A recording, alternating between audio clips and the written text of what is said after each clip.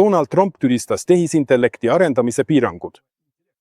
Ameerika Ühendriikide president tahab, et tehisintellekt vallutaks võimalikult palju inimesi, veel parem, kõik inimesed planeedil Maa. Kuid Ameerika presidendi jaoks on kõige olulisem, et see tehisintellekt, mis kõik vallutab, oleks just Ameerika oma. Sest tehisintellekt on järgmine samm infotehnoloogiliste süsteemide arengus. Milliselt seadmelt te seda videot vaatate? Kas telefonist või arvutist, kus on peal Ameerika Ühendriikide operatsioonisüsteemid Microsoftilt, Googleilt või Apple'ilt? Pole tähtis, et telefon või arvuti on valmistatud Aasias. Ameeriklased lihtsalt viisid kuluga tootmise mujale, vabanedes osast kuludest. Enamik tehnoloogiaid, mille järgi arvutid ja telefonid on tehtud, on samuti Ameerika päritolu. Aga millisel platvormil te seda videot vaatate? Ameerika YouTube'is. YouTube on nii suur ja nii globaalne, et mõnes riigis polegi omaenda rahvuslikke videoplatvorme. Ja seal, kus need olemas on, ei suuda nad lihtsalt konkureerida suure ja võimsa Ameerika YouTube'iga. Peamised ettevõtted, mis tänapäeval kontrollivad inimestevahelist infovoogu, asuvad Ameerika Ühendriikides. Google, Facebook, Twitter ja paljud teised on Ameerika ettevõtted ning alluvad Ameerika riigile. Ameeriklased tegid interneti riistvara, ameeriklased tegid interneti tarkvara. Ameeriklased lõid sotsiaalvõrgustikud ja videoplatvormid. Nüüd on aga ilmunud uus leiutis, mida avalikult nimetatakse tehisintellektiks. Me ei hakka arutama, kui tark see on või kui palju see inimest asendab. Meil pole vaja neid mõttetuid filosoofilisi vaidlusi. Peamine on see, et see on järgmine samm infotehnoloogiliste süsteemide arengus. Neurovõrgu loomine ja õpetamine maksab kümneid või isegi $100 miljoneid. See on väga suur raha tavalise inimese jaoks. Aga Meta-ettevõte kulutab kümneid ja $100 miljoneid arendusele ning jagab siis oma neurovõrku oma tehisintellekti lama tasuta laiali. Võta ja kasuta.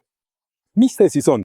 Mis äri see on, et kulutada tohutult raha ja siis kõik tasuta ära anda?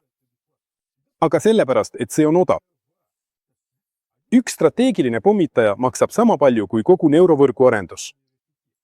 Lennukikandja ja tuumaallveelaev maksavad palju rohkem, kümneid miljardeid dollareid. Aga pommitajaid, lennukikandjaid, allveelaevu, tanke ja muud relvastust on vaja väga-väga palju. Tehisintellekti loomine on palju odavam kui relvastuse ehitamine või armee ülalpidamine. Aga mõju, mida tehisintellekt avaldab meie maailmas, mis on juba interneti kaudu tihedalt seotud, on palju suurem. Meta tehisintellekt töötab nii, nagu ameeriklastele vaja ja kõik, kes seda kasutavad, liiguvad automaatselt selles suunas, mille määravad Ameerika Ühendriigid. Aga kui sa kasutad kellegi teise loodud lahendust, oled sa automaatselt arendajatest sõltuv. Kõik on ju lihtne. Ka Euroopa ja Aasia suured tehnoloogiaettevõtted arendavad omaenda tehisintellekti. Nad ei taha olla sõltuvad. Ka suured ja keskmise suurusega riigid võivad luua omaenda tehisintellekti. See on üsna tagasihoidlik summa kogu riigi kulutuste hulgas. Nii et täna käib tõeline võidujooks, kes suudab oma tehisintellektiga ühendada võimalikult palju inimesi. Ameeriklased võitsid arvutite ja operatsioonisüsteemide võistluse. Ameeriklased võitsid sotsiaalvõrgustike lahingu. Ameeriklased tulid võitjateks videoplatvormide sõjas. No loomulikult tahavad ameeriklased võita tehisintellekti lahingu. Seetõttu eraldas Trump Ameerika ettevõtetele, kes arendavad tehisintellekti, $100 miljardit ja lubas anda veelgi rohkem, et Ameerika Ühendriigid saavutaksid juhtpositsiooni infotehnoloogiliste süsteemide uuel arengutasemel. Donald Trump on tegelikult väga järjekindel. Ta hoiab kindlalt kurssi Ameerika Ühendriikide ülemaailmse võimu säilitamisele ja suurendamisele. Tehnoloogiate uus tase toob kaasa uue võitluse liidripositsiooni pärast.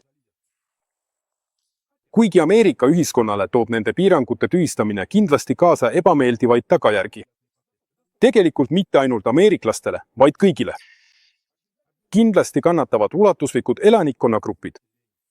Tehisintellekt muudab oluliselt kehtivaid reegleid. Tuleb seadusi ümber teha, see tähendab muuta inimestevahelise suhtluse süsteemi, mis alati tekitab rahulolematust ja probleeme. Aga see ongi Ameerika eliidi teadlik ohverdus. Nad saavad palju rohkem, kui nad kaotavad. Nad säilitavad ülemaailmse võimu infosüsteemides. Sellise eesmärgi nimel võib teha teatud ohverdusi. Kuigi tulevikus saab Ameerika tehisintellektist Ameerika eliidi vaenlane. Aga see on juba järgmine peatükk, mis algab umbes 10 aasta pärast. Sellest räägime me edaspidi.